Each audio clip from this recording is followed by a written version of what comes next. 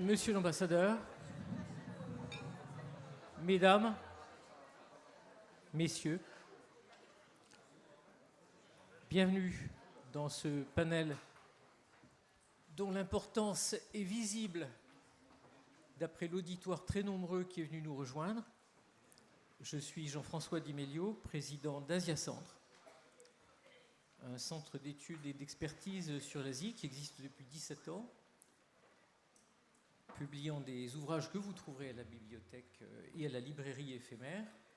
Et je suis très heureux de vous accueillir, de vous présenter en quelques mots cette session cet après-midi qui est donc consacrée à Taïwan, avec un titre que l'ambassadeur Wu et moi-même tentons désespérément de nous rappeler et qui est, je crois, renoncer à la paix pour éviter la guerre. Et nous allons commenter ce titre un peu complexe qui pour nous pourrait se résumer à ni guerre ni paix, pour parler de ces situations délicates, ambiguës, uniques, qui est la situation entre les détroits, comme on l'a décrit. Beaucoup d'entre vous ont suivi l'actualité, mais pas forcément une actualité qui remonte à la toute première des crises interdétroits dans les années 50, 53-54, la deuxième crise 58, la troisième 95-96. On nous dit qu'il y aurait eu une quatrième crise cet été, et c'est peut-être la raison pour laquelle vous êtes aussi nombreux. Quoi qu'il en soit, nous sommes dans une année clé où le sujet taïwanais est monté effectivement dans les premières pages d'un certain nombre de journaux, dans un certain nombre d'ouvrages, et il vous intéresse. Nous allons parler de tous ces sujets, d'abord en écoutant le ministre des Affaires étrangères, Joseph Wu, et ensuite avec nos panélistes que je vous présente rapidement. L'ambassadeur François Wu, qui est à ma droite, et qui dirige la représentation de Taïwan en France, comme on l'appelle. Vincent Grillon, qui a été, à titre de son passé militaire, en poste en Chine continentale, à Taïwan comme conseiller technique à la représentation française à Taïwan, et qui, de nos jours, travaille chez AESMA comme consultant sur l'Asie. À ma gauche, Antoine Bondaz, qui, pour la Fondation pour la recherche stratégique, est en charge des programmes Corée et des programmes Taïwan. Et à l'extrême gauche, si je peux me permettre, Laurence Defranou, qui est journaliste à Libération et qui s'occupe des questions asiatiques à ce titre-là, qui a publié un livre qui est aussi en vente à la librairie éphémère sur les Ouïghours, la tragédie d'un peuple oublié, chez Taillandier, qui vient juste de sortir. Alors nous allons écouter tout d'abord le ministre Joseph Wu à travers cette interview, cette présentation en anglais, qui sera traduite en français par la traduction simultanée. À la suite de cette présentation de son ministre, François dialoguera rapidement avec Antoine Bondaz et nous aurons donc une prise de parole ensuite d'Antoine qui remettra en perspective la question géopolitique taïwanaise. Vincent Grillon qui nous parlera des aspects stratégiques et militaires éventuellement de la situation taïwanaise telle qu'elle a évolué dans les dernières années, et Laurence Defranou qui remettra en perspective avec un certain nombre des événements que vous avez tous observés dans cet espace vaste qui inclut Taïwan, mais qui inclut aussi Hong Kong et qui inclut aussi ce qu'on appelle l'ouest de la Chine, le Xinjiang, sur lequel elle a beaucoup travaillé. Donc nous allons lancer la vidéo de Joseph Wu, et à la suite de ça, Antoine et François dialogueront. President of Asia Center, Dr. Di Meglio, Mr. Bondaz, Ms. Defranou, Président, M. Bondaz, M. Defranou, M. Grillon, Ambassador Wu, mon collègue M. Wu, bonjour. mesdames et messieurs, bonjour. Let me begin by thanking the Norman. J'aimerais bien commencer pour vous remercier de m'avoir invité à participer à ce forum mondial pour la paix. C'est un moment Beyond the first très important où nous savons qu'effectivement, le Taïwan se trouve sur la ligne de mire dans cette question I would like to sociopolitique. take this opportunity, Au nom du peuple taïwanais, including France, the European Union and G7 for La France, l'Union européenne et le G7 pour avoir souligné l'importance de la paix et de la stabilité dans le détroit de Taïwan. Votre soutien a touché le cœur du peuple taïwanais et nous a rassurés sur le fait que nous ne sommes pas seuls face aux défis posés par l'autoritarisme. faced with Aujourd'hui, le monde est confronté à des crises sans précédent.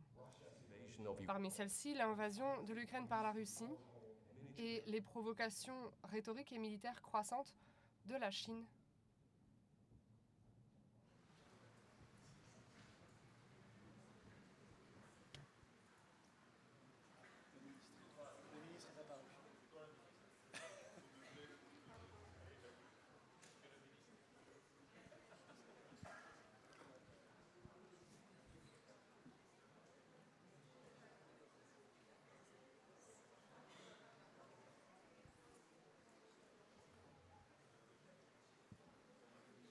Nous n'osons pas imaginer que ce qui vient de se passer est la suite logique de pressions que je dois mentionner,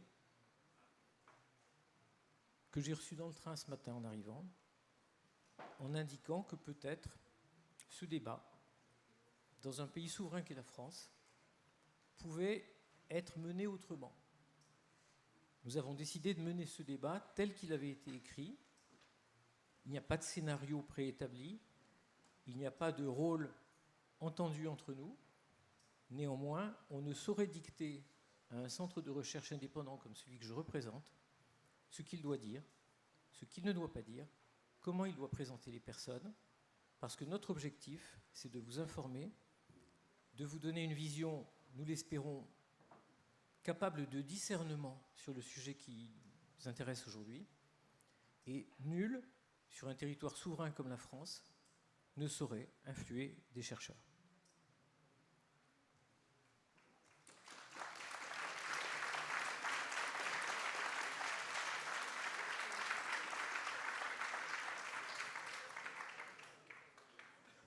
Alors, j'espère qu'on récupérera la vidéo de Joseph, mais peut-être qu'à la place de Joseph, on aura François-Joseph. Écoute, si on n'a pas la vidéo, je pense que si monsieur l'ambassadeur veut bien prendre la parole, nous avons eu le privilège d'entendre le ministre Joseph Wu, et peut-être, monsieur l'ambassadeur, vous pourrez reprendre quelques-uns de ces... On peut ? Bon, d'accord, très bien.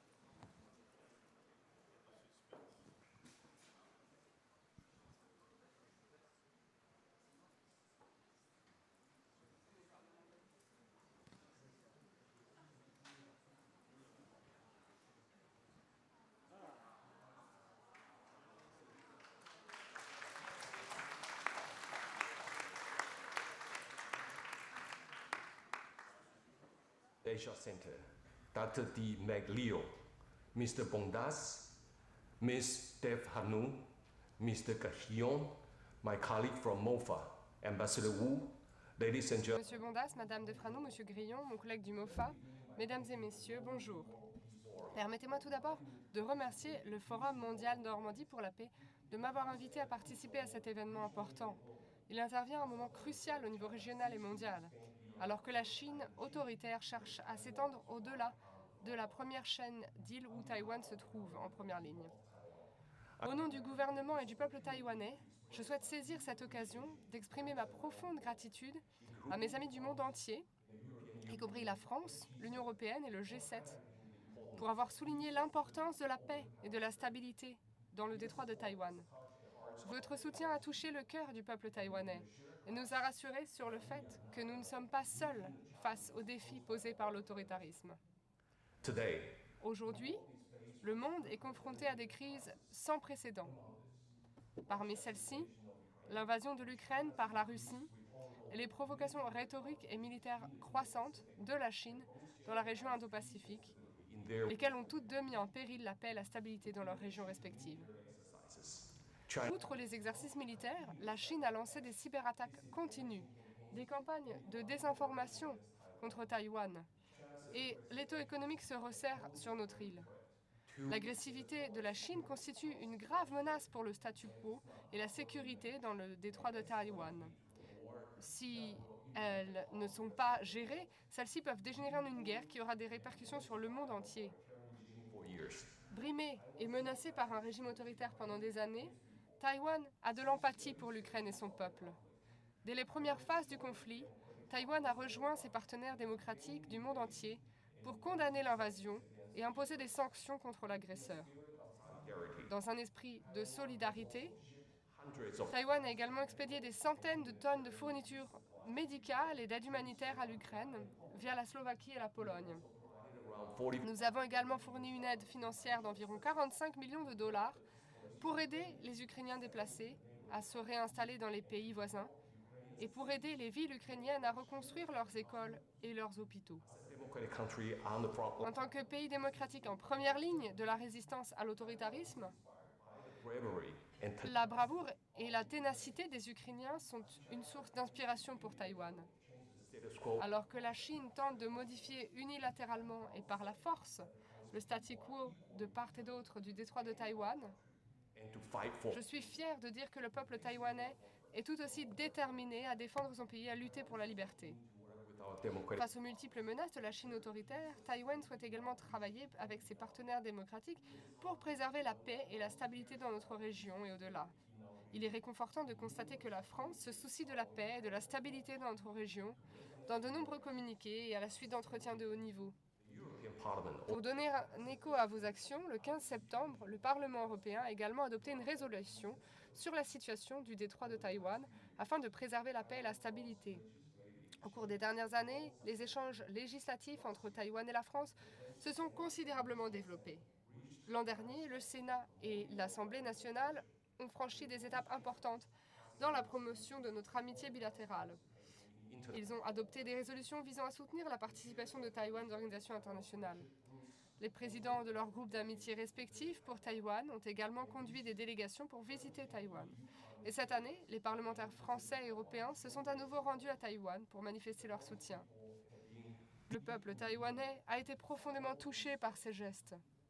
Je souhaite souligner que la 77e session de l'Assemblée générale des Nations unies s'est réunie la semaine dernière avec pour objectif de s'attaquer aux crises interconnectées et trouver des solutions communes et faire montre de solidarité. Nous ne pourrions être plus d'accord avec cette vision et Taïwan est plus que désireuse de faire partie des solutions communes. Ayant été exclus des Nations unies et des institutions spécialisées, les 23,5 millions de Taïwanais attendent avec impatience de jouer un rôle très actif dès que possible. À cet égard, Taïwan est reconnaissant aux États membres de l'Union européenne d'avoir exprimé leur soutien à la participation internationale de Taïwan. Mesdames et messieurs, les défis auxquels nous sommes confrontés aujourd'hui exigent que nous soyons tous sur le pont. Je suis convaincu qu'en restant unis et en défendant nos valeurs communes, nous pourrons surmonter toutes les difficultés auxquelles nous sommes confrontés. Taïwan a prouvé qu'elle était un partenaire fiable et indispensable pour les autres démocraties. Et le peuple de Taïwan est prêt à apporter sa contribution. Travaillons ensemble comme un seul homme pour le bien du monde. Unis, nous sommes debout. Divisés, nous tombons. Merci.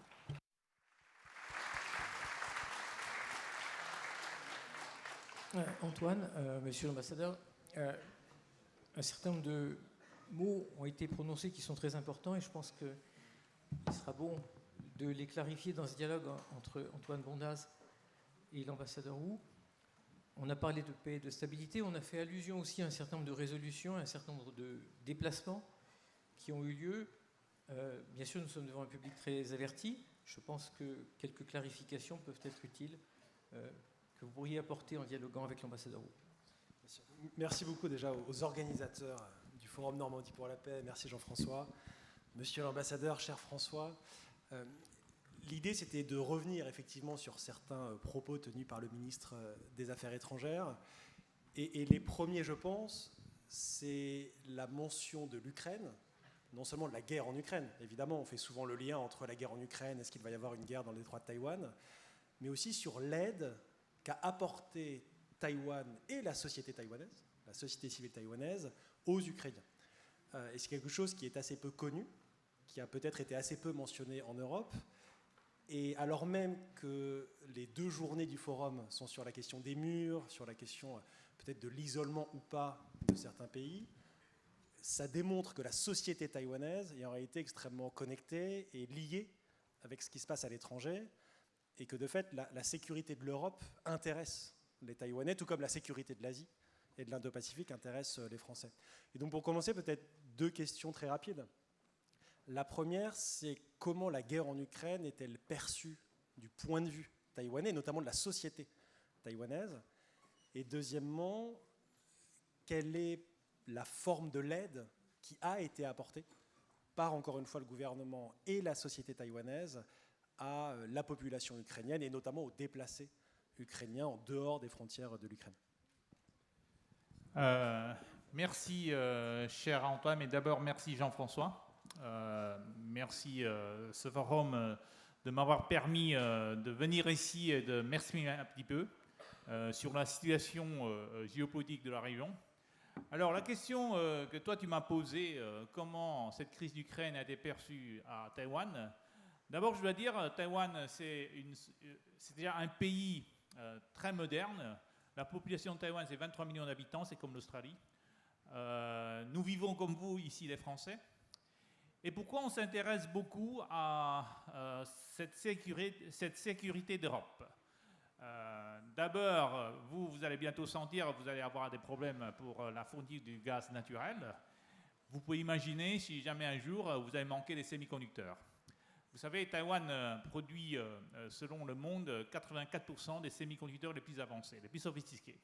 Donc si jamais il y a une guerre qui concerne Taïwan, les portables ne vont plus fonctionner, les machines à laver, les voitures électriques, tout ça vont s'arrêter. Et c'est Thierry Breton, le commissaire de l'Union européenne, qui avait lui-même dit, si jamais il y a une guerre qui arrive sur Taïwan, les usines du monde entier, je dis bien les usines du monde entier, vont s'arrêter dans les semaines qui viennent. Donc quand Taïwan voit ce qui se passe à Ukraine, d'abord nous sommes concernés parce que les jeunes Taïwanais sont comme vous, on ne veut pas faire la guerre, on ne veut pas mourir pour une guerre. Et donc, on doit tout faire pour essayer de nous protéger. Parce que la Chine a déjà commencé à afficher son ambition de dominer le monde. Là, il y a un mois, ils ont fait un exercice militaire pour bloquer Taïwan, ce qui a inquiété le monde entier.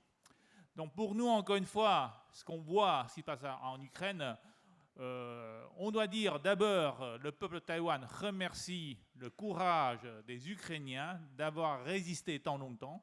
Si les Ukrainiens n'ont pas résisté si longtemps, je pense en ce moment on ne serait pas si tranquille que ça. Parce que le président chinois, M. Xi, regarde comment ça se passe, la guerre, comment la Russie a envahi l'Ukraine. Si la Russie avait fini cette guerre dans 3 jours et que l'Ukraine n'avait pu résister à un moment si longtemps, je pense que les Chinois auraient peut-être mettre en action pour envahir Taïwan. Vous savez, l'exercice militaire qui a été fait il y a un mois, c'est d'une grande ampleur. Hein. Ça ne se fait pas dans 2 jours, 3 jours. La visite du président de la Chambre des représentants américaine, Nancy Pelosi, à Taïwan, c'était simplement un prétexte. Ils ont simplement dévoilé leur plan militaire, un jour qu'ils vont le faire, pour intimider Taïwan. Donc, encore une fois, quand nous regardons ce qui s'est passé en Ukraine, déjà, les Taïwanais maintenant croient à une guerre dont on doit se préparer, mais nous remercions d'abord les Ukrainiens qui ont résisté tant de temps, mais nous remercions également les pays européens qui ont donné l'assistance à l'Ukraine. Parce que ça prouve que si jamais la Chine envahit Taïwan, nous aurons aussi de l'assistance internationale. Donc tout ça, ce sont des signes très importants que nous regardons et Taïwan essaye de prouver, parce que Taïwan n'est pas un État normal, Vous savez, là, on m'a appelé ambassadeur de Taïwan, mais en effet, moi, je suis simplement représentant de Taipei, parce que Taïwan, c'est un tabou. Hein. Vous savez, Taïwan, un État démocratique, est un tabou. Aux Nations Unies, partout, on ne peut pas nous appeler Taïwan, sinon les Chinois vont être en colère. Donc, nous remercions les Ukrainiens, les Européens, d'avoir prouvé que la communauté internationale s'intéresse à la région, peut donner assistance à un pays envahi par un autre, et nous essayons de prouver au même temps qu'on est capable de contribuer. Là, vous avez parlé que on ne savait pas trop comment Taïwan avait assisté l'Ukraine, mais en même temps, je crois qu'il y a très peu de gens qui savent que, d'abord, vous savez, on est en train de passer la crise Covid-19. Taïwan était le premier pays à vouloir donner l'alerte. En 2019, décembre, on avait donné l'alerte à l'OMS qu'il y avait quelque chose d'anormal qui se passait en Chine. L'OMS ne nous a pas cru parce que le secrétaire général est très ami avec la Chine. Donc on a dit c'était pas trop grave, et vous avez vu ce qui s'est passé. Mais Taïwan a fait une très bonne gestion de crise, donc à Taïwan on n'a jamais eu de confinement. Ensuite, vous vous souvenez certainement, pendant certaines périodes, il manquait beaucoup de masques. Taïwan avait contribué des millions de masques en Europe et aux États-Unis. En France, on avait donné 1 million de masques, et bien sûr, je crois que ça n'a pas été dit, pour prouver que Taïwan est capable d'aider le monde, surtout en 2020, pour faire face à cette crise de Covid-19. Voilà, donc je vais m'arrêter là pour dire déjà comment Taïwan a regardé cette guerre en Europe, et aussi pour dire un petit peu la volonté de Taïwan de s'intégrer dans le monde international et de vouloir contribuer pour le développement durable de ce monde. Merci beaucoup, François. Ces éclairages sur l'actualité très récente sont importants.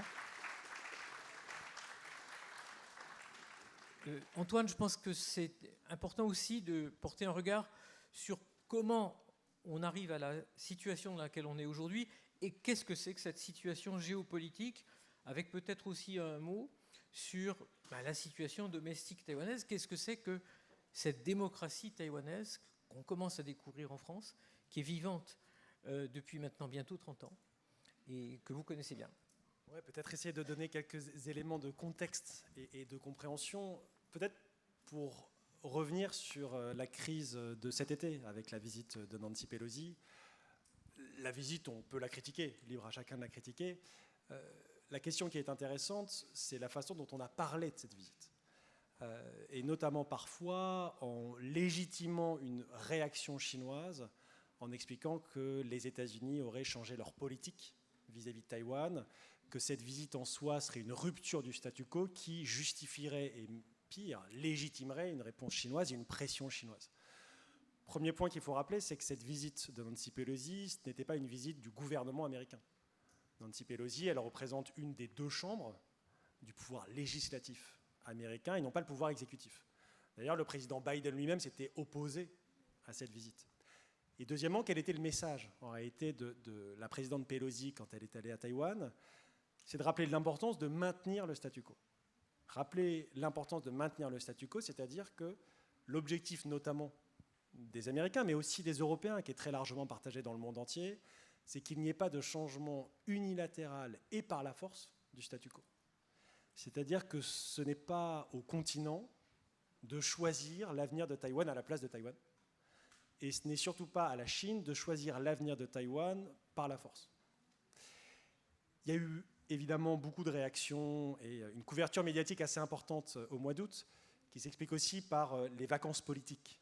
Généralement, au milieu du mois d'août en France, vous avez toujours plus de couverture sur les enjeux internationaux parce que l'Assemblée nationale, notamment, étant en arrêt entre deux sessions, la classe politique prenant quelques jours ou semaines de vacances, on a un focus plus important sur les questions internationales. Et on a beaucoup parlé de Taïwan, et beaucoup de personnes ont parlé de Taïwan sans maîtriser certains concepts très basiques qui sont pourtant indispensables pour comprendre la question et les tensions qui peuvent avoir lieu dans le détroit de Taïwan. Le premier, on a beaucoup parlé de une seule Chine. Qu'est-ce que ça veut dire? Une seule Chine, aujourd'hui, ça veut dire qu'à l'ONU, il n'y a toujours eu qu'un seul siège de la Chine. qui a été occupée entre 1945 et 1971 par la République de Chine, les autorités à Taipei, et qui est occupée depuis 1971 par les autorités de la République populaire de Chine, c'est-à-dire Pékin. À partir de ce concept, on en tire deux choses extrêmement différentes. Et il faut faire très attention de ne pas les mélanger, même si les deux termes peuvent avoir l'air d'être de simples synonymes. C'est la question de la politique d'une seule Chine et la question du principe d'une seule Chine. Et souvent, il y a une confusion qui est faite, mais si les termes sont différents, c'est que leur sens est radicalement différent. La politique d'une seule Chine, c'est la politique des autorités françaises, japonaises, américaines, allemandes, de considérer qu'il n'y a qu'une seule Chine, que nous avons des relations diplomatiques aujourd'hui avec la République populaire de Chine, c'est-à-dire Pékin, mais que cela ne nous empêche pas d'avoir des coopérations, d'avoir des relations avec Taïwan. Vous avez tous les jours des échanges économiques entre la France et Taïwan. Vous avez des centaines, voire des milliers d'étudiants français qui sont à Taïwan et vice-versa. Vous avez des échanges culturels, des échanges scientifiques qui sont quotidiens. Vous avez même des prix de recherche franco-taïwanais, etc. Le principe d'une seule Chine, c'est le principe utilisé à Pékin, qui considère qu'il n'y a qu'une seule Chine, que la seule Chine légitime, c'est la République populaire de Chine. C'est normal de leur point de vue. Mais surtout que Taïwan fait partie de la République populaire de Chine. Or, nous ne reconnaissons pas que Taïwan fait partie de la République populaire de Chine. Nous ne nous prononçons pas sur ce sujet. Et d'ailleurs, la résolution en 1971 à l'ONU ne se prononce pas sur la question de Taïwan. Certains peuvent dire que c'est ambigu, que les gens ne veulent pas se prononcer, mais c'est la situation actuelle. Ce qu'affirme Pékin, c'est que Taïwan fait partie de la République populaire de Chine, ce qui n'a en réalité jamais été le cas. Lorsque la République populaire de Chine est créée en 1949, elle ne contrôle pas Taïwan, et elle n'a depuis jamais contrôlé Taïwan. Donc, même quand on parle de réunification, c'est un terme qui, en réalité, ne veut rien dire, puisque la République populaire n'a jamais contrôlé Taïwan. Soit du point de vue chinois, il faudrait parler d'unification, soit du point de vue étranger, c'est une conquête, c'est la prise de contrôle, ce que cherche Pékin, de Taïwan, et le contrôle effectif de Taïwan. Évidemment, les tensions, elles se sont accrues ces dernières années, y compris parce que le rapport de force dans le détroit a radicalement changé. Mais la pression chinoise qu'on a vue cet été, en réalité, elle n'est pas du tout nouvelle. En fait, on n'a pas eu une nouvelle pression cet été, on a eu l'accroissement d'une pression qui est exercée notamment depuis 2016 et l'arrivée au pouvoir de la présidente Tsai Ing-wen, qui a été réélue en 2020. Et cette pression, elle est militaire, on en parlera sûrement après, elle est économique. Alors les pressions économiques, ça a commencé par exemple en interdisant le tourisme chinois vers Taïwan. L'objectif, c'était quoi? C'était sur notamment les villes touristiques à Taïwan, exercer une pression pour essayer qu'il y ait des conséquences politiques. Par exemple, en août, ont été interdits d'exportation tous les biens agroalimentaires vers le continent. Et puis, il y a une pression politique, notamment de la manipulation de l'information. Donc, on en a beaucoup parlé en France, à partir notamment de l'élection de 2017, les ingérences potentiellement russes dans l'élection, mais les ingérences chinoises dans les élections démocratiques à Taïwan, elles sont extrêmement anciennes. Et d'ailleurs, en tant que chercheurs ou les gens qui travaillent au sein des autorités de sécurité en France ou dans d'autres pays s'y intéressent énormément. Du point de vue de Pékin, et j'arrêterai rapidement, l'enjeu, il est de choisir à la place des Taïwanais. Et notamment, Pékin cherche à prendre le contrôle de Taïwan pour au moins 3 raisons. La première, c'est une raison historique. Le Parti communiste considère que la guerre civile qui a été en grande partie terminée en 1949, quand le Parti communiste prend le contrôle du continent, n'est pas totalement finie, puisque Taïwan existe encore. Taïwan existe encore dans le sens où Taïwan est autonome et indépendant de fait. Deuxièmement, sur le plan purement militaire, contrôler Taïwan, c'est accéder au Pacifique. C'est extrêmement important. Quand vous êtes du point de vue chinois, vous prenez le cœur de la Chine, grosso modo de Pékin à Canton, en passant par Shanghai, puis vous avez face à vous la péninsule coréenne, le Japon, les îles japonaises d'Okinawa et Ryukyu, Taïwan, les Philippines. Il faut entre guillemets briser ce qu'on appelle la première chaîne d'îles et pouvoir se projeter vers le Pacifique. Et donc Taïwan, c'est un verrou qui permet de se projeter. Et puis, troisième point, c'est la question idéologique et politique. Taïwan aujourd'hui, c'est un contre-modèle qui prouve que dans une société en partie de culture chinoise, on peut non seulement avoir connu une dictature extrêmement violente, puisque Taïwan, ce sont des massacres en 1947, par exemple. En février 1947, c'est une loi martiale jusqu'en 1987. Et c'est un pays qui est aujourd'hui considéré dans les classements internationaux comme parmi les 10 démocraties les plus abouties au monde. Et ça en l'espace de 30 ans. Et évidemment, ça démontre qu'on peut avoir connu une dictature, se démocratiser de l'intérieur, non pas avec une intervention des méchants occidentaux qui viendraient imposer la démocratie, non, d'une volonté de la propre population taïwanaise, d'être une démocratie. Et ça représente un contre-modèle quand en Chine, on explique en permanence que les valeurs traditionnelles ou que les valeurs socialistes fondamentales, celles qui sont dans la Constitution depuis 2012, font qu'il n'y a pas d'alternative au Parti communiste. Et juste pour conclure, ça pose la question in fine de la démocratie taïwanaise. Et même si on a tendance à toujours dire c'est un combat entre dictature et régime démocratique, ce n'est pas seulement ça. Par contre, il faut reconnaître qu'à Taïwan, il y a une démocratie qui, en l'espace de 30 ans, est devenue extrêmement moderne. Parfois d'ailleurs plus moderne que la démocratie française sur des formes de démocratie participative, d'utilisation des outils numériques pour promouvoir la démocratie. Et ça, c'est aussi ce qui rapproche aujourd'hui la société, je parle bien de la société française et de la société taïwanaise, de la société européenne et la société taïwanaise. Comme on le dit souvent, au final, la société taïwanaise, c'est peut-être la société avec laquelle les Européens en Asie ont le plus de points communs. C'est une des sociétés les plus, si ce n'est la société la plus progressiste en Asie, en matière d'égalité femmes-hommes, en matière de respect des minorités ethniques, en matière de respect, par exemple, des identités de genre, le mariage pour tous, etc. Et ça, c'est ce qui rapproche de fait aujourd'hui de plus en plus la société taïwanaise et la société française, et qui explique aussi en partie, au-delà d'autres dimensions, je pense, l'intérêt que les Français ont de plus en plus avec un pays et une île qui, pendant très longtemps, a été très peu connue. Et juste pour conclure sur ce point, moi, je me rappelle, quand je suis allé vivre à Taïwan à 18 ans, en étant très jeune étudiant, quand j'expliquais que j'allais vivre à Taïwan, même moi, je ne savais pas vraiment ce que c'était, la première réponse était « Tu vas voir des éléphants ». Je me disais « Je ne suis pas sûr qu'il y ait des éléphants à Taïwan ». Et en fait, à l'époque, tout le monde disait « Taïwan, c'est la Thaïlande ». Et en fait, non, Taïwan, c'est pas la Thaïlande. C'est pas très loin, à la rigueur, mais c'est pas la Thaïlande. Et en fait, il y avait une méconnaissance de Taïwan. Et aujourd'hui, je pense qu'on est dans une dynamique qui est extrêmement intéressante, qui est qu'on n'a jamais autant entendu parler de Taïwan. C'est une île qui est incroyable si vous aimez la nature, le sport, manger. Moi, c'est mon hobby. Et il y a un rapprochement, je pense, de plus en plus fort, au-delà des questions purement politiques, ça c'est autre chose, entre les deux sociétés. Et ce type de conférence, les échanges qu'il peut y avoir humains, ça, c'est in fine les fondements. Donc, si vous voulez aller visiter ou étudier à Taïwan, c'est une bonne chose.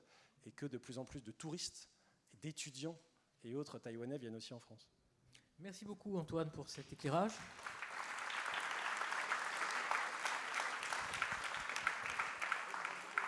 Alors, les couleurs que vous avez données à cette présentation et à cette géographie ne doivent pas nous faire oublier aussi la dimension géopolitique, géostratégique et les risques réels qui existent face aux forces en présence. Donc Vincent, si tu veux bien nous rappeler la situation dans laquelle on est aujourd'hui, l'équilibre des forces, les scénarios possibles, ceux qui sont dans la tête de certains, ceux que l'on peut analyser de façon rationnelle, raisonnable, en homme du métier, tu connais ce métier, tu connais la stratégie, tu étudies les sources, et donc c'est à cette lumière-là qu'on t'écoute. Merci beaucoup Jean-François, bonjour à tous. Alors en préambule, je pourrais dire que attention aux arts divinatoires. On a vu beaucoup d'experts se tromper sur l'opération russe sur l'Ukraine. Donc je vais être très très prudent dans les hypothèses ou dans les scénarios de guerre. Alors en effet, Antoine Bondaz l'a dit dans son rappel sur l'actualité, il y a un mot qui est important, c'est le mot histoire. Et on pourrait dire que sur les aspects militaires, il y a deux temps. Il y a d'abord le temps où Taïwan était vraiment la République de Chine sous Chiang Kai-shek, où il y avait une volonté de poursuivre, là aussi, la guerre civile et d'aller à la reconquête. Mais tout ça, c'est terminé. Le gouvernement actuel, les Taïwanais modernes n'ont plus du tout l'ambition d'aller redébarquer sur le continent. Et ça, c'est important parce que pour la vision, pour le référentiel de la Chine continentale, c'est bel et bien l'histoire qui continue.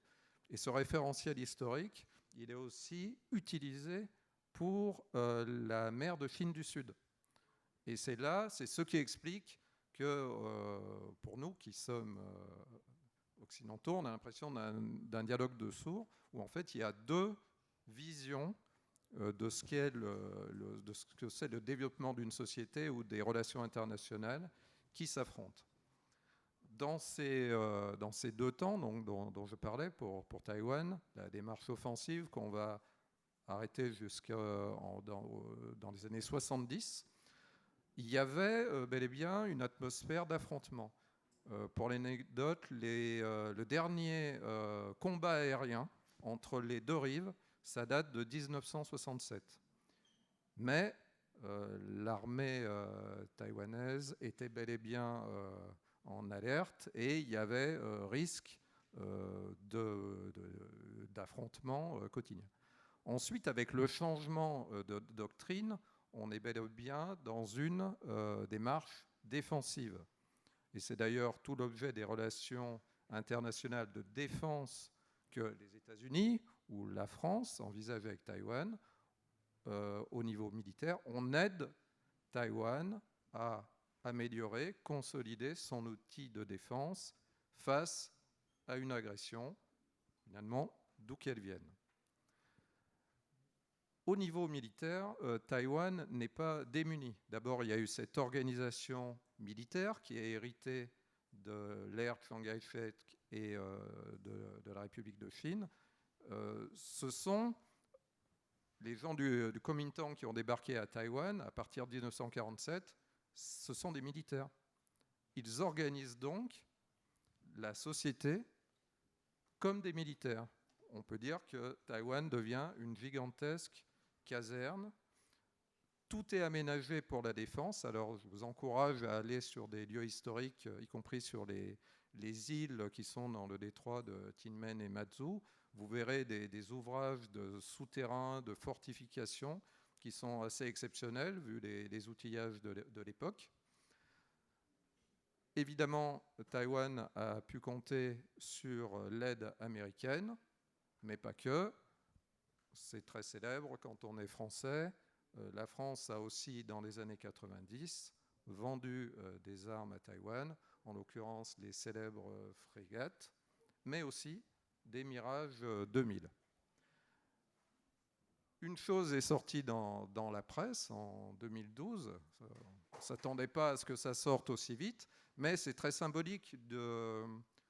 On dit souvent que la France n'avance pas, ne bouge pas, ne s'exprime pas.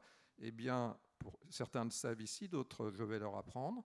Un pilote taïwanais est mort accidentellement sur le sol français en 2012 au cours d'exercices d'accoutumance opérationnelle sur le Mirage 2000. C'est sorti dans la presse très très rapidement. Je crois que c'est sorti 10 jours après, alors que bon, c'était pas forcément dans l'intérêt de tout le monde.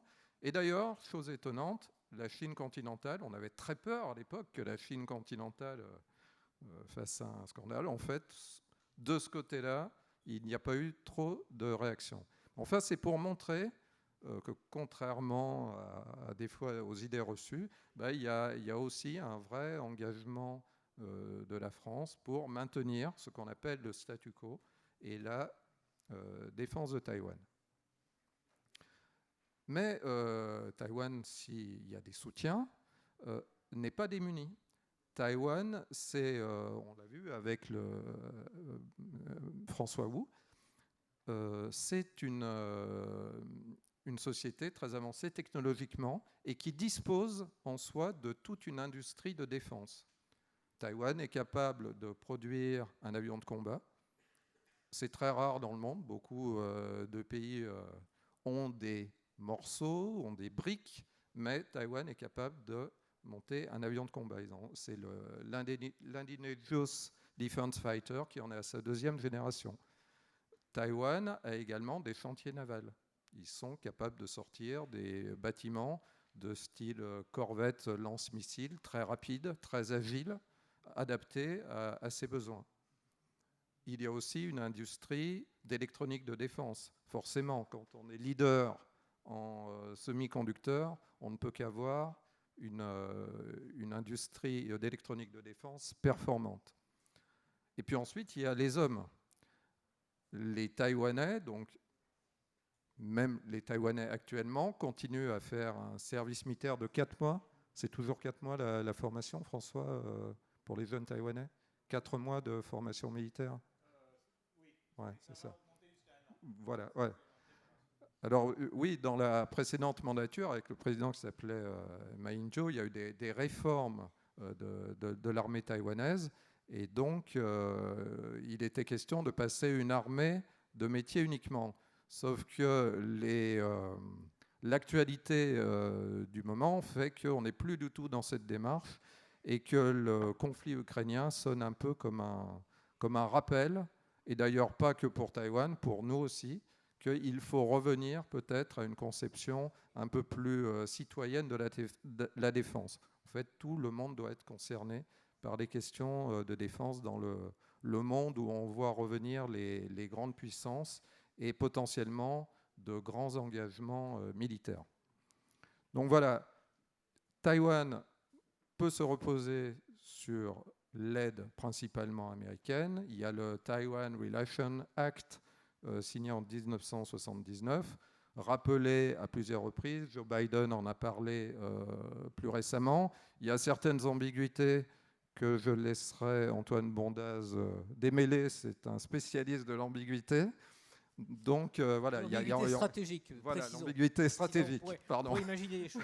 Voilà, on reste bien sur notre sujet. Et donc, encore une fois, Taïwan est préparé depuis 1947 un engagement. Les militaires taïwanais sont extrêmement sollicités. Ils sont finalement en état d'alerte permanent depuis 1947.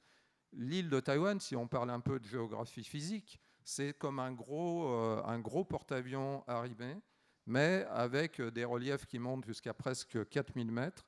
Et on peut l'imaginer, des positions qui seraient fermement défendues, avec des positions préparées en termes de tir, de renseignement, de brouillage, de piégeage pour empêcher des troupes chinoises de débarquer potentiellement. Et donc, dans les scénarios, il ne faut pas imaginer que c'est pour les Chinois la préparation du D-Day avec 30 km. Non, c'est 180 km de détroit de Taïwan à traverser dans une mer qui n'est pas très facile. Ceux qui ont navigué un peu dans le détroit de Taïwan, je pense notamment vers les îles Matsu, ils verront que ce n'est pas très agréable, surtout pour quelqu'un de l'armée de terre comme moi, qui n'a pas le pied marin. Donc là, il y a des conditions qui ne sont pas faciles. En plus, les fonds, alors ce sont des hauts fonds, donc pour la guerre sous-marine, ce n'est pas facile, il y a du bruit partout, ça résonne. Donc il n'y a aucune bonne condition pour traverser 180 km de mer et arriver en ayant déjà subi le feu d'une armée, encore une fois, de haut niveau, parce que même au niveau asiatique, l'armée taïwanaise est de haut niveau par ses équipements. Et une fois qu'on est arrivé à terre, eh bien, il faut prendre des positions et progresser à terre. Et là, c'est quelque chose qui n'est absolument pas donné. En plus, dans le taux de perte envisagé pour un débarquement, c'est absolument énorme. Sur terre, on dit que pour attaquer, il faut être à 3 contre 1. avec un débarquement, il faut un rapport de 6 à 7 contre 1 pour espérer prendre position, tenir et progresser sur le territoire que l'on veut envahir. Donc, dans les scénarios, il y en a un autre qui est un peu intermédiaire, c'est le blocus. C'est le blocus, et quand on a un porte-avions arrimé comme l'est Taïwan, ben le blocus paraît être une solution. Deux avantages pour la Chine continentale, c'est qu'ils ont une gigantesque profondeur stratégique. C'est-à-dire qu'ils ont des milliers de kilomètres où ils peuvent préparer leur défense à l'abri des coups en retour de Taïwan. Puisque Taïwan peut donner des coups en retour, et je ne vais pas parler des missiles, il y a un très haut niveau de production de missiles à Taïwan qui fait qu'il peut y avoir également une réponse assez importante, y compris jusque sur les côtes continentales. Donc voilà, ce n'est absolument pas une opération anodine, les plans sont divers, et on pourrait dire que l'hypothèse la plus réaliste serait en effet de faire un blocus pour immobiliser Taïwan et empêcher un éventuel renfort des Américains, voire des Japonais ou d'autres pays riverains. Merci beaucoup, Vincent. Tous les trois, vous avez dit énormément de choses qui méritent certainement d'être approfondies. Il va y avoir énormément de questions. François redemande la parole, mais il faudra être très court. Oui. Laurence doit s'exprimer, et surtout, la salle va être extrêmement stimulée par tout ce que vous avez dit, et donc il va y avoir des questions. Donc s'il vous plaît, donnez vraiment du temps à la salle qui est très curieuse de vous entendre. Oui, merci Jean-François, parce que moi j'aimerais bien, comme il y a beaucoup de monde ici, clarifier, donner encore quelques éléments de base pour que vous puissiez mieux comprendre ce qui représente Taïwan et puis le conflit entre Taïwan et la Chine. En effet, Taïwan, c'est une île grande comme les Pays-Bas, 23 millions d'habitants comme l'Australie. La puissance économique de Taïwan, c'est la moitié de la Russie, ou un peu plus, un quart de la France, si vous voulez, c'est exactement comme la Turquie. Taïwan, le nom officiel de Taïwan, c'est la République de Chine, parce que là, je ne sais pas si tout le monde comprend la différence entre la République de Chine et la République populaire de Chine. Donc, si vous voulez, c'est à peu près comme le deux Congo, ou dans le passé deux Allemagnes, mais simplement cette République de Chine à Taïwan n'est pas reconnue par la plupart des pays du monde entier. Nous n'avons que 14 pays qui nous reconnaissent. Taïwan n'a jamais été chinois. L'ancien nom de Taïwan, c'est Formose. Ça veut dire quoi? Le premier pouvoir politique installé à Taïwan, ce qu'on oublie très, très souvent, ce sont les Européens. C'était les Néerlandais. Donc, à l'époque, Formose a été donné par les Portugais. Il suffit d'imaginer Hong Kong, que les Britanniques avaient conquis à l'époque. Hong Kong était chinois, donc il y avait un nom chinois à cet petit endroit. En chinois, c'est Xianggang, en taïwanais, c'est Yonggang, donc ça veut dire Hong Kong. Tandis que Taïwan, puisqu'elle n'a pas été chinoise, donc il y avait un nom Formose qui a été donné.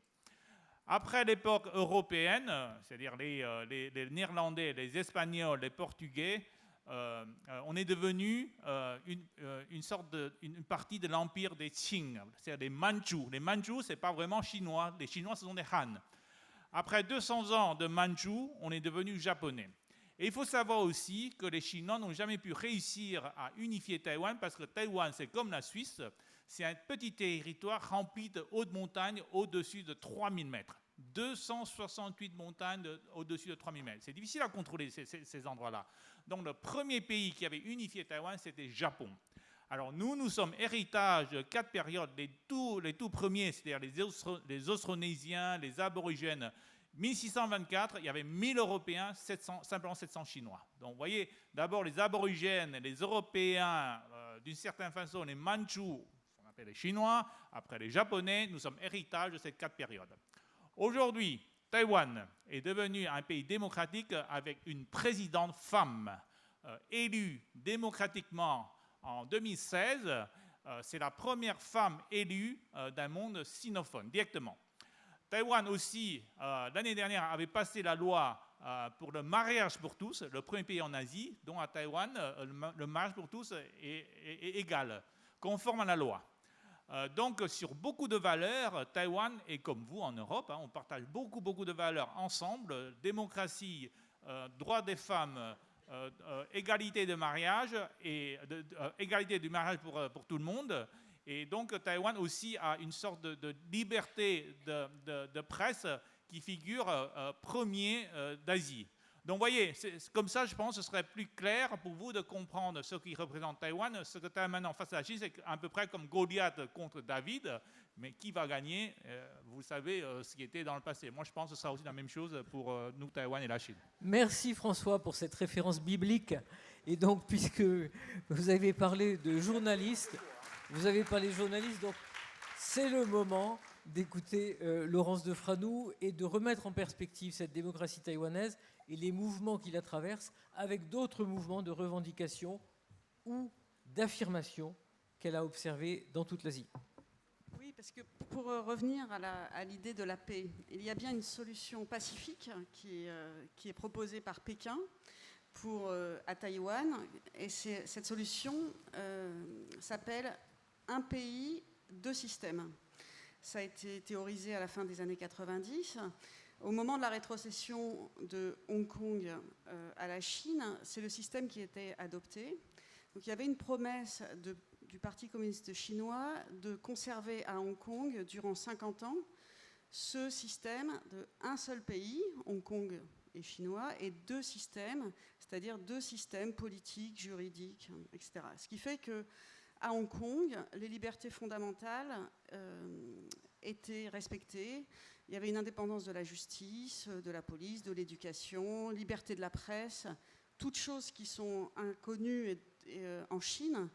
Et sachant que depuis 10 ans, en plus, ces libertés-là se réduisent encore plus que jamais en Chine. Et c'est le même système qui avait été proposé à Taïwan. Ce système pourrait peut-être plaire à certains. Seulement, le modèle qui a été montré à Taïwan depuis 2019 agit comme un véritable repoussoir parce que à partir de à peu près 2015, la Chine continentale a commencé à intervenir dans les affaires intérieures de Hong Kong. Par exemple, en enlevant les libraires. Je ne sais pas si vous vous souvenez de cette histoire de libraires. C'était des éditeurs qui publiaient des livres sur la vie politique chinoise et notamment de Xi Jinping. Ils ont été littéralement enlevés. Ils ont disparu. Il y en a un qui a même été enlevé en Thaïlande pendant ses vacances. Et ils ont été enfermés en Chine, emprisonnés. Certains ont disparu. D'autres sont sortis. On parlait de torture.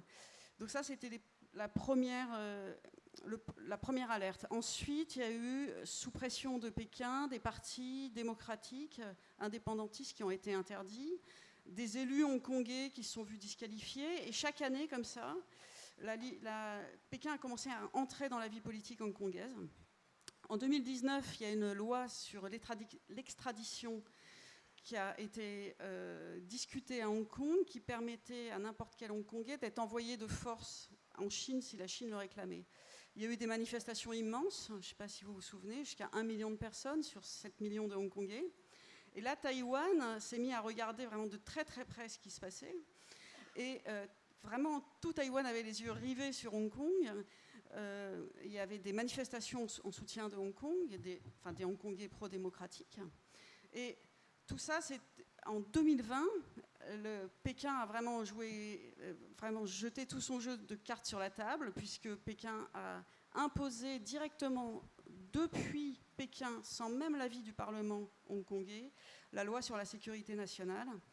Et depuis 2 ans, Hong Kong connaît un climat politique et social quasiment identique à celui de la République populaire, où les directeurs de journaux sont arrêtés, enfermés, les journaux sont fermés, les manifestants sont emprisonnés, la justice n'est plus qu'une mascarade. La liste est tellement longue, même des orthophonistes là, viennent d'être condamnés à plus d'1 an de prison parce que dans un livre, elles avaient fait un dessin avec des moutons et des loups, et que la justice a estimé que les moutons étaient les manifestants et les loups étaient la police. Donc c'était de la que c'était une critique du gouvernement. Donc tout, en fait, maintenant toute la société civile hongkongaise est quasiment sous le joug de Pékin. Toutes les libertés en 2 ans ont été totalement érodées. Donc quand Taïwan voit ça, et quand le président Xi Jinping cet été, pour l'anniversaire de la rétrocession de Hong Kong, dit le système, l'accord un pays de système fonctionne parfaitement, et c'est tout à fait le modèle que nous souhaitons imposer à Taïwan, évidemment. On comprend que les Taïwanais, ça leur dise rien. Et ce qui est assez étonnant, c'est que la société taïwanaise, comme il a été dit, a beaucoup évolué toutes ces dernières décennies. Par contre, le discours de Pékin reste le même. C'est toujours la même proposition. À notre connaissance, il n'y a pas de discussion, il n'y a pas de... C'est juste cette promesse, un pays de système, et ne vous inquiétez pas, il ne vous arrivera rien, on ne touchera pas à vos institutions. On comprend qu'il ne soit pas très confiant. Et pour que les choses soient encore plus claires, hein, on peut dire, l'ambassadeur de Chine en France, qui s'appelle M. Lu Shai, au début du mois d'août, il a dit sur BFM, quand nous aurons la réunification, il sera temps de rééduquer les Taïwanais. Après la réunification, la rééducation. Il n'a pas dit ça au hasard, et il l'a répété quelques jours après sur LCI. Je vais vous dire exactement les mots. Il a dit « Il faut rééduquer les Taïwanais qui ne pensent pas correctement. La population est endoctrinée et intoxiquée. Il faut la rééduquer pour éliminer la pensée séparatiste et la théorie sécessionniste. » Ces propos ont été repris par le compte Twitter de l'ambassade de Chine, ce qui veut dire que c'est validé de fait par les plus hautes autorités chinoises, sinon elle ne serait pas encore en ligne. Or, rééducation, on sait très bien ce que ça veut dire, c'est un concept qui est à court depuis des décennies par le Parti communiste chinois, mais surtout qui est en pratique depuis 5 ans au Xinjiang, donc cette région de l'ouest de la Chine, où le régime considère que la population pourrait avoir des pensées séparatistes et sécessionnistes, et qui également possède un énorme intérêt géopolitique. Donc les mêmes intérêts, donc éviter la séparation, garder le territoire. Et ce qui a été mis en place, c'est une campagne de rééducation qui a fait enfermer entre 1 et 2 millions de personnes sur 12 millions d'habitants, c'est-à-dire des gens exactement comme vous, qui sont pris pour être mis dans des prisons, enfermés sans limite de temps, 3 mois, 1 an, 2 ans, soumis à des... Il y a beaucoup de rapports maintenant qui le prouvent parfaitement, donc de la torture, des viols, des mauvais traitements, etc. Donc il n'y a pas de doute sur le fait que ce que la Chine appelle une réunification, bien qu'on sait bien que ce terme n'a pas de sens historique, n'a pas pour but de laisser les Taïwanais vivre librement. Merci Laurence, merci pour cette présentation. Alors, je voudrais juste dire un mot avant de redonner la parole à la salle, donc c'est vraiment très important que la salle prenne la parole. Votre propos à propos de la rééducation m'évoque quand même quelque chose qui est une caractéristique des démocraties, d'autres régimes aussi, mais surtout des démocraties, qui est le sens de l'humour. Ce que vous appelez la rééducation, et qui est vraiment le mot qui est utilisé par Lu Shai, est repris dans un film taïwanais que je vous recommande, qui s'appelle Le Garçon d'honneur, Edward Lee. Et le garçon d'honneur, c'est un garçon qui n'aime pas forcément les jeunes filles. Mais ses parents veulent absolument le marier avec une jeune fille aux États-Unis. Et la nuit arrive, et cette jeune fille qui est continentale, elle représente la Chine, et elle dit à ce jeune garçon taïwanais, non pas je vais te rééduquer, je vais te libérer. Voilà ce qu'on appelle la libération quand on est une jeune femme continentale et qu'on veut libérer Taïwan.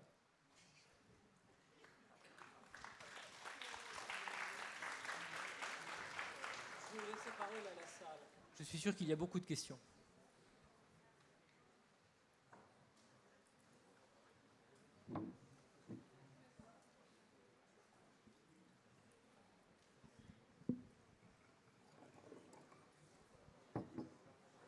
Bonjour, j'ai lu plus exactement très récemment que le président Biden avait annoncé qu'il soutiendrait militairement toute intervention, toute agression contre Taïwan. Les forces navales américaines sont importantes dans le secteur. Quelles sont les autres forces militaires traditionnelles, aériennes, terrestres, qui sont installées et qui pourraient appuyer la défense de Taïwan? Oui, alors je pense qu'on pourra se compléter l'un l'autre. Alors les Américains sont présents dans la région, on le sait, avec un dispositif au Japon et un autre en Corée. Donc évidemment, avec des forces prépositionnées, ils seraient en mesure d'intervenir. Alors là, dans ce qu'a dit le président Joe Biden, les États-Unis pourraient soutenir, pourraient intervenir. Il n'a pas précisé quelle forme pourrait prendre ce soutien. Et en plus, je crois bien que le lendemain, un des conseillers a essayé d'évacuer le côté uniquement guerrier de cette intervention. Ça peut être des opérations d'embargo sur la Chine. Enfin, il peut y avoir toute une palette avant d'arriver aux actions de guerre. On ne passe pas de crise à guerre. Il y a tout un tas de degrés, une palette d'actions dont disposent les États-Unis pour agir. Et d'ailleurs, dans le Taiwan Relation Act de 1979, on sous-entend qu'il y a une palette de moyens. Mais pour répondre directement, en effet, il y a des forces prépositionnées. Déjà, la 7e flotte en Asie, des moyens aériens avec les nouveaux appareils F-35. Donc, la pointe de l'armement américain est déjà prépositionnée sur place. Peut-être Antoine ? Rapidement, parce qu'il y a eu cette déclaration du président Biden récemment, il y avait eu une déclaration à Osaka il y a plusieurs mois, et à chaque fois on l'a interprété comme un changement de la politique américaine. L'ambiguïté stratégique, elle n'est pas sur la défense de Taïwan par les États-Unis. L'ambiguïté stratégique, elle est sur la nature de la défense, et surtout sur la nature de l'intervention américaine si Taïwan était attaqué. Ce que ne disent pas les Américains de façon explicite, c'est dans quelles conditions, dans quel scénario ils interviendraient et comment est-ce qu'ils interviendraient. Encore une fois, on peut livrer des armes de façon très active, on peut participer à une contre-offensive, on peut avoir du personnel militaire sur place ou non, ce qui n'est pas le cas aujourd'hui, etc. Et donc l'ambiguïté, elle est là. Et donc, quand le président Biden dit « on défendra Taïwan », en réalité, rien de nouveau par rapport à le Taiwan Relations Act, qui est du Congrès de 1979, qui va en réalité même plus loin. Puisque le Taiwan Relations Act précise que s'il y avait un embargo ou un blocus sur Taïwan, alors ce serait une menace pour la sécurité régionale, et donc cela nécessiterait une réponse américaine. Donc, il n'y a pas d'évolution de la posture américaine. Pourquoi est-ce que la Maison-Blanche reprend le président ? Tout simplement pour pas qu'il y ait d'escalade. Et pour surtout pas que la Chine puisse dire « mais vous voyez, il y a un changement de position ». Et donc, ce que dit le président n'a rien d'original. Le président Bush, en 2001, en avril 2001, disait « nous défendrons Taïwan coûte que coûte, quoi qu'il en coûte ». « Whatever it takes », c'était l'expression utilisée à l'époque. Mais évidemment, la stratégie de la Maison-Blanche, c'est de dire « mais ça ne veut pas dire qu'il y a un changement de politique ». Et donc le jeu qui est compliqué des Américains, c'est il y a un rapport de force qui est de plus en plus favorable à la Chine.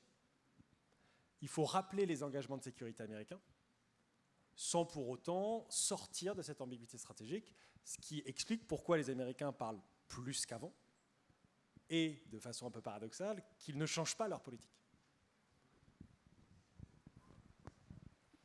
J'aimerais bien ajouter quelque chose. Alors, c'est la 4e fois que le président Biden dit clairement qu'il va défendre Taïwan. Alors, Antoine avait précisé tout à l'heure que George W. Bush l'avait dit. Mais il faut savoir que Biden, avant d'être président, était aussi le président de la Commission des affaires étrangères du Sénat. Donc il connaît très bien le sujet. Donc à chaque fois quand un président dit ça, la Maison-Blanche veut toujours faire un peu de recul en disant non, mais ça ne veut rien dire, rien ne change. Mais là, pour dire une 4e fois, en étant un spécialiste des affaires étrangères des États-Unis, là à Taïwan, eh bien, les gens sont en train, pas simplement à Taïwan, mais aux États-Unis, que les Américains sont en train de sortir de l'ambiguïté et d'envoyer un message très clair à la Chine, parce que l'agressivité de la Chine augmente chaque jour. Il faut savoir que l'année dernière, en 2021, les Chinois ont envoyé 1000 avions militaires pour faire des incursions dans nos espaces de défense aérienne. 1000 avions, c'est-à-dire tous les jours, il y en a 3. Et là, on est tout simplement au mois d'août, déjà, 1000 avions ont déjà dépassé. Il y a une augmentation de 30 à 40%. Donc vous pouvez imaginer, tous les jours, on doit décoller nos Mirage 2000, nos F-16 pour les intercepter. Donc la tension est extrêmement forte. Alors pour répondre aussi, est-ce qu'il y a d'autres forces militaires sur place qui pourraient réagir? Je dois vous dire oui. C'est-à-dire, récemment, depuis la vie de Nancy Pelosi, les Japonais sont de plus en plus concernés. Les Japonais, non simplement sont liés par la défense, l'alliance militaire américano-japonaise, mais maintenant il y a une théorie, il y a même un livre qui est sorti au Japon, qui disent si Taïwan 有事就日本有事, si jamais ça arrive quelque chose à Taïwan, ça veut aussi dire que ça arrive au Japon. Donc les Japonais aussi sont en train de dire très clairement, c'est une théorie que presque tous les députés japonais en visitant à Taïwan disent que si jamais ça arrive quelque chose à Taïwan, ça va être considéré comme ça arrive quelque chose au Japon. Donc ils n'ont pas dit aussi clairement que le président américain Joe Biden qui vont défendre Taïwan, mais indirectement, si ça arrive quelque chose à Taïwan, ça va être considéré comme ça arrive quelque chose au Japon. Donc quand nous regardons ça, nous pensons que sur place, au moins les Américains, les Japonais se préparent à une attaque chinoise. Et cette sorte, moi je parle toujours que nous sommes en train de faire de Taïwan comme le Berlin pendant la guerre froide. D'un côté, nous avons des forces militaires qui se préparent. Nous espérons que ce ne sera pas comme l'Ukraine, parce qu'à l'époque, personne ne croyait à une guerre en Ukraine, et donc les Russes sont allés à l'Ukraine. Là, on y croit, on prépare, et après, quand on est en préparation, et puis on espère que les Européens, le monde entier aussi, vont en parler, comme à l'époque on parlait du Berlin, eh bien, on fera la gestion de cette crise, on fera la gestion de la guerre, et on pourra faire la gestion, et on pourra baisser le risque de guerre à 0, en espérant que dans le futur, ce sera vraiment une région stable. Merci beaucoup François pour cette remise en perspective historique à laquelle on ne pense pas forcément, mais qui est effectivement extrêmement intéressante. Une autre question de la salle, s'il vous plaît.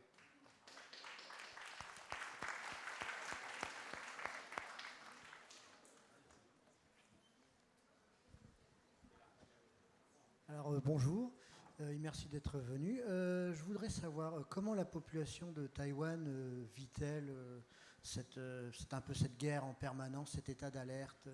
Parce que j'ai vu qu'il y avait certains Taïwanais qui étaient pour la réunification avec la Chine, et d'autres, bien sûr, majoritaires, je pense, non. Et selon votre point de vue, comment ça risque de se passer Alors, je ne vais pas parler à la place des Taïwanais. Plusieurs choses. Sur les sondages, qui sont très importants, parce qu'en fait, on a une profondeur historique sur des sondages dont la méthodologie est la même, par exemple, depuis 30 ans. Donc c'est souvent les plus intéressants pour comparer l'évolution des tendances. Aujourd'hui, l'immense majorité des Taïwanais souhaitent le maintien du statu quo. C'est-à-dire garder la situation actuelle, c'est-à-dire éviter une guerre, ne pas faire partie de la République populaire de Chine. Et vous avez 1 à 2% généralement des personnes extrêmement âgées, certaines qui sont venues même du continent à la fin des années 40, qui sont en faveur de l'unification. Donc, entre guillemets, vous n'avez pas du tout de réel débat entre deux parties de la société qui s'opposeraient, un parti pro-unification et un parti pro-statu quo. Même le Kuomintang aujourd'hui, qui est le parti d'opposition, n'est pas un parti pro-unification. Bon. Ensuite, ce qui est très important aussi, et ce qu'il faut bien comprendre, et on en parle assez peu, c'est l'émergence à Taïwan d'un sentiment d'identité nationale. On parlait juste avant des propos de l'ambassadeur Liu Shaye sur il faut rééduquer les Taïwanais parce qu'ils ont été endoctrinés, etc. Et un de ses arguments, c'est de dire ah mais regardez, il y a 50 ans, les gens disaient qu'ils étaient chinois, aujourd'hui ils disent qu'ils sont taïwanais, ça montre bien qu'ils sont endoctrinés. Juste une chose qui n'est pas précisée dans ce que dit l'ambassadeur, et il le sait parfaitement. 50 ans, c'était la dictature. Il y a 50 ans, si vous disiez « je suis taïwanais », nous ne sommes pas chinois, nous avons une identité propre, vous retrouviez notamment sur Green Island, alors moi aussi, je n'ai pas le pied marin, j'ai vomi tout le long du trajet, c'est que 2 heures de bateau et j'ai d'extrêmement mauvais souvenirs, vous alliez dans la prison politique de l'île verte. Et donc il n'y avait pas de sentiment, vous ne pouviez pas exprimer de sentiment national taïwanais pendant la dictature. Et évidemment, ce qui s'est passé, c'est que la démocratisation s'est faite en parallèle de l'émergence et a permis l'émergence d'un sentiment national. Ce qui fait qu'aujourd'hui, la majorité des Taïwanais se considèrent comme Taïwanais. Tout comme c'est le cas à Hong Kong d'ailleurs. Et la population qui se considérait comme chinoise, c'est extrêmement peu de gens qui sont encore une fois généralement venus du continent à la fin des années 40. Et là, l'émergence de cette identité, elle est extrêmement importante. Moi, ma génération à Taïwan, personne quasiment de ma génération, quand j'étais étudiant à Taïwan, se considérait comme chinois. C'était même pas un sujet. Il y avait évidemment une forme de culture chinoise et un monde sinophone, etc. Mais ils disaient on est taïwanais. Et aujourd'hui, dans les jeunes taïwanais, vous avez ce sentiment national qui est extrêmement important et qui, pour Pékin, complique la donne. Parce que c'est bien, parce que les Taïwanais considèrent qu'ils ne sont pas chinois, qu'essayer de les convaincre aujourd'hui des bienfaits de l'unification, alors que les promesses n'ont pas été tenues avec Hong Kong, ne fonctionne pas. Et c'est pour ça que le problème qu'il y a aujourd'hui, c'est que la Chine a bien conscience qu'elle ne peut pas convaincre, et donc le seul recours, c'est la coercition. C'est contraindre les Taïwanais, par la force, s'il le faut in fine. Mais vraiment, cette émergence du sentiment d'identité nationale lié et rendu possible par la démocratisation, ça c'est vraiment quelque chose qui est un fait marquant des 30 dernières années et qui est indispensable pour comprendre aussi les dynamiques politiques dans le pays. Je pense qu'on a encore le temps pour 2 questions et j'en ai vu au moins 2 dans la salle. Bonjour. J'aurais une question.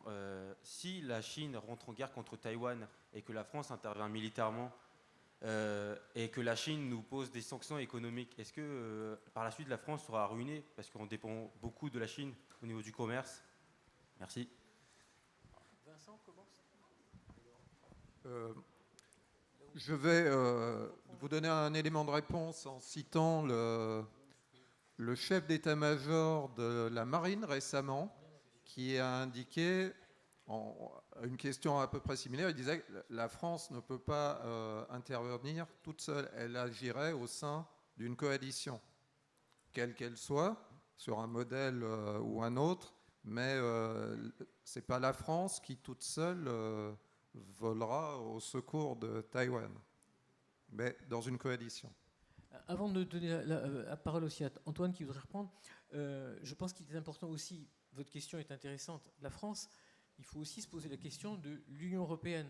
François y a fait un peu allusion, le ministre Joseph Roux y a fait aussi un peu allusion, la France fait partie d'un ensemble qui lui-même a exprimé un certain nombre d'opinions sur le sujet.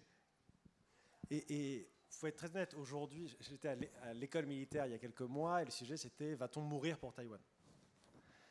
C'est une question qu'on peut poser, il n'y a pas de mauvaise question. Mais en réalité, ce n'est pas le débat. Le débat aujourd'hui en Europe, au niveau de la Commission, au niveau du Parlement, etc., et pour reprendre le titre de la conférence, c'est qu'est-ce qu'on fait pour qu'il n'y ait pas de guerre? Et le rôle des Européens, il n'est pas d'intervenir s'il y a un conflit. S'il y a un conflit, on aura perdu. On aura déjà tous perdu. S'il y a un enseignement de l'Ukraine, c'est qu'on a échoué à empêcher ou à convaincre Poutine de ne pas envahir. Et c'est ça l'enseignement qu'il faut tirer de l'Ukraine, avant de parler, est-ce que les sanctions économiques ça marche, sur le plan militaire comment ça se passe, etc. Comment est-ce qu'on arrive de fait à maintenir le statu quo et comment est-ce qu'on arrive à empêcher un changement unilatéral et par la force du statu quo. Et c'est un sujet où il y a 2 ans, quand on en parlait, tout le monde rigolait. Moi, j'ai fait une audition au Parlement européen il y a 2 ans, et c'était justement mon propos. Les gens me regardaient en mode qu'est-ce qu'il raconte?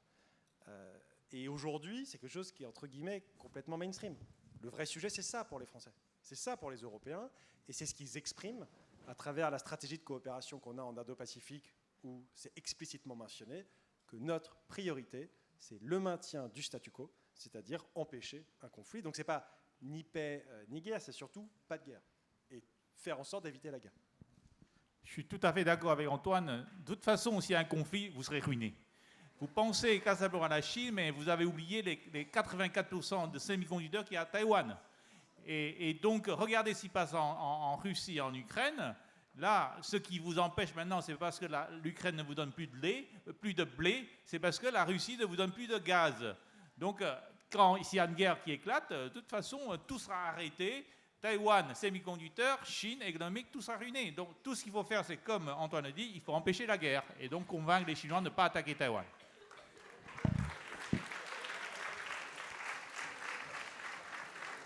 Monsieur, on vous écoute. Si on invitait le président chinois et Poutine au Forum pour la paix, est-ce que ça aurait quelques intérêts ou est-ce que... Non, il ne viendrait pas. Non. Je ne sais pas, moi. Je pose une question. Hein. La seule chose qui est importante, et je pense qu'il faut le rappeler, pour revenir sur c'est que tout le monde peut s'exprimer. Et c'est justement très important. Je veux dire, l'ambassadeur Lou Chaillet est invité sur les plateaux de télé. On peut être en complet désaccord, c'est souvent mon cas avec lui. Démontrer qu'il raconte souvent des choses qui sont inexactes. Et ce n'est pas un point de vue politique. Mais ce qu'il faut, c'est qu'il y ait un débat. Et c'est d'ailleurs quelque chose qui a été très positif et qu'on a noté au mois d'août. C'est que pour la première fois, un peu le plafond de verre qui était de ne jamais inviter des Taïwanais à la télé, comme si c'était tabou. Alors, on pouvait inviter les Chinois pour dire, grosso modo, qu'il fallait conquérir Taïwan, mais on n'avait pas le droit d'inviter des Taïwanais. En tout cas, il ne fallait pas inviter des Taïwanais pour avoir leur point de vue. Et ça, c'est quelque chose de quand même très positif. Et le fait que François, notamment, ait été invité à la télé, à la radio, pour donner un point de vue taïwanais, et au-delà de François, que des Taïwanais s'expriment et aient une voix dans le débat, ça, c'est fondamental aussi pour que les Français comprennent justement le point de vue des Taïwanais, et comprennent, pour en revenir à ce que je disais en introduction, les liens qu'il y a entre la société taïwanaise, la société française, etc. Oui, en d'autres mots, le forum de Normandie, ça n'est pas le forum de la paix de Biden, parce qu'effectivement, si Biden avait invité Poutine, Xi Jinping et des représentants russes ou chinois, on aurait peut-être entendu une conception de la paix qui n'est pas tout à fait celle qu'on entend ici au forum pour la paix en Normandie. Je pense que ça aurait été intéressant. D'autres questions? Monsieur. Attendez. Quel serait l'intérêt des Indiens de participer à une coalition pour limiter l'agressivité des Chinois?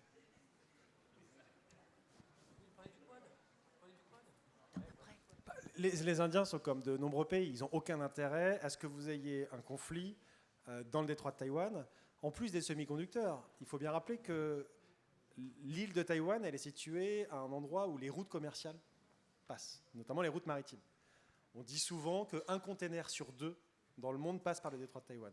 Si demain vous avez une guerre dans le détroit, avant même la question des sanctions, des contre-sanctions, etc., sur la question des chaînes de valeur, notamment des semi-conducteurs, sur la question du transport maritime, vous avez des conséquences totales, considérables.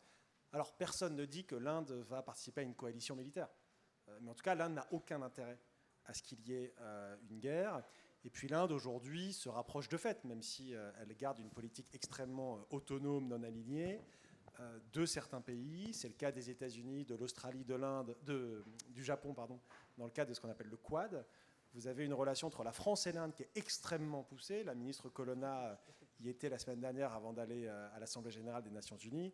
Et donc l'Inde, comme nombreux pays, elle a un intérêt à ce qu'il n'y ait pas de guerre. Oui, alors il y a une stratégie française de l'Indo-Pacifique. L'Inde fait partie du Quad, donc qui est une alliance autour des États-Unis. Vincent a peut-être aussi un éclairage à donner sur le rôle d'un pays comme l'Inde dans ce complexe de plus en plus difficile à déchiffrer en réalité, c'est vrai? On aura une bonne illustration, c'est avec la position de l'Inde actuellement sur le conflit ukrainien. on voit qu'ils ont des relations, y compris militaires, avec les Russes, des relations dans d'autres domaines avec le camp occidental, et ils ne poussent pas à la guerre. Ils sont, en effet, ils n'ont aucun intérêt à ce qu'il y ait un conflit dans cet espace indo-pacifique. On peut aussi peut-être se référer à leur tradition de non-alignement, puisque les Indiens font aussi partie de l'Organisation de coopération de Shanghai. Il y a eu un forum des chefs d'État de cette organisation dans laquelle on trouve les Russes, les Saoudiens, les Turcs, les Chinois évidemment. Donc voilà, il semble, à mon avis, que les Indiens jouent d'abord leur propre carte et finalement leur position centrale sur ce nouvel échiquier de dimension presque, c'est la demi-planète de l'Indo-Pacifique. Si vous me permettez, je voudrais reprendre sur ce que disait Joseph Roux à propos de la comparaison avec l'Ukraine. Je pense que c'est quelque chose qui est dans l'esprit de beaucoup de personnes. Et la question, c'est en fait, qu'est-ce que l'Ukraine nous dit du positionnement de la Chine dans ses alliances et des scénarios possibles? Vincent, je pense que... Qu'est-ce que nous dit la crise ukrainienne? Elle nous dit d'abord, finalement, que le camp occidental n'est pas désuni, qu'il se redécouvre des capacités guerrières, des capacités d'union pour une cause. Alors que peut-être les Russes, et qui sait peut-être les analystes chinois, avaient peut-être l'impression que l'Union européenne, c'était un ensemble de marchands qui avaient oublié ses volontés de défense. Et donc on voit dans la fourniture d'armement commune à l'Ukraine qu'il peut y avoir cet esprit de coalition dont je parlais, puisqu'on l'a dit, un conflit dans le détroit de Taïwan, c'est assurément une guerre mondiale. Donc il n'y aura pas de neutralité possible et que des camps vont se former. Merci Vincent. Moi, je suis tenté de remercier chaleureusement la salle pour sa qualité d'attention, bien sûr, pour la qualité des questions. Je pense que c'est intéressant aussi de terminer par un tour de table parce que les intervenants eux-mêmes peuvent réagir à ce qui a été dit par les autres intervenants et aussi aux questions qui ont été posées. Bon, une dernière question, effectivement, je ne veux pas vous priver. Ouais, bonjour. Du coup, on a vu les conséquences qu'il y aurait si jamais une guerre éclatait entre Taïwan et la Chine, ou du moins un conflit, mais concrètement, comment est-ce qu'on peut éviter que ça se produise?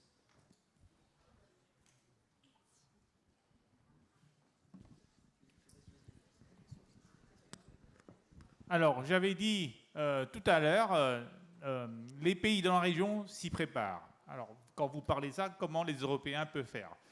Nous ne sommes pas si naïfs en disant si jamais une guerre s'éclate, les Européens vont intervenir directement. Donc moi, ce que je conseille, et ça consiste aussi à mon travail ici, c'est de ne pas donner raison à la Chine d'attaquer Taïwan.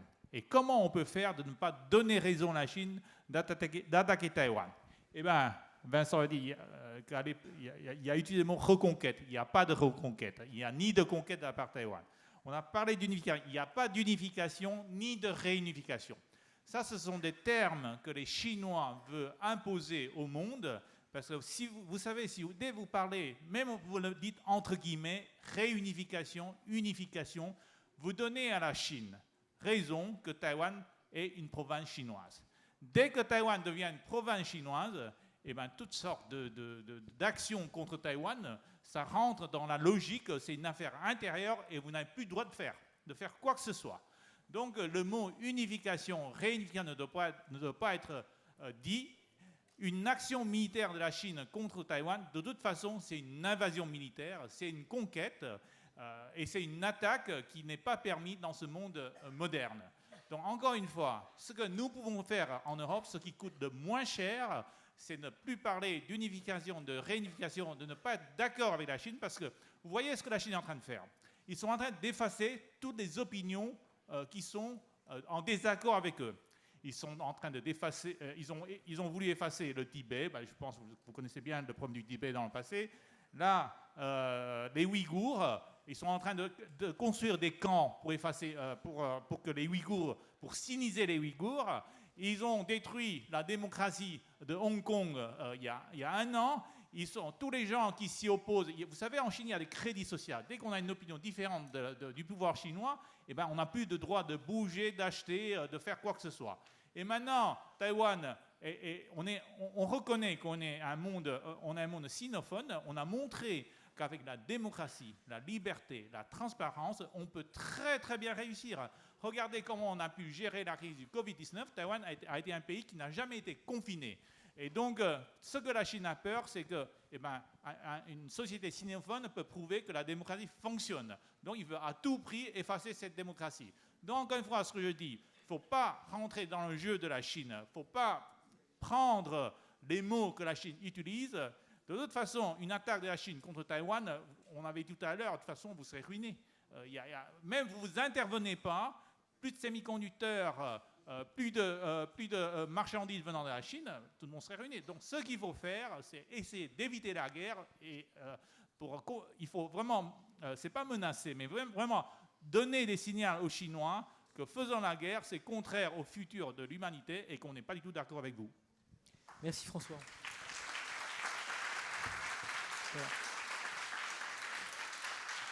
Avant d'aller rejoindre son prochain panel, qui est justement sur la question ouïghour, Laurence Defranou, je vous laisse conclure et vous remercier.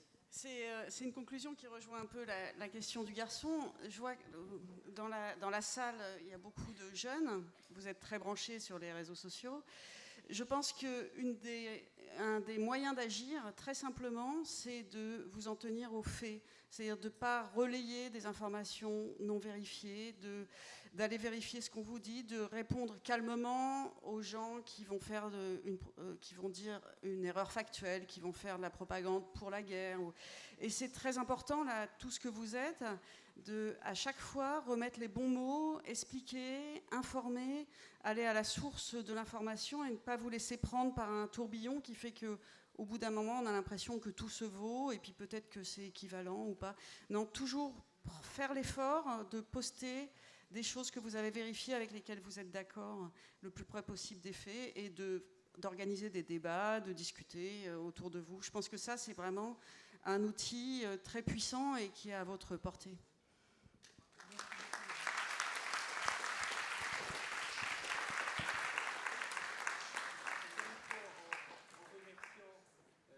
Pour l'attention qui a été portée à ce sujet. Je voudrais aussi remercier très sincèrement, bien sûr, les organisateurs d'avoir eu le courage d'organiser ce débat.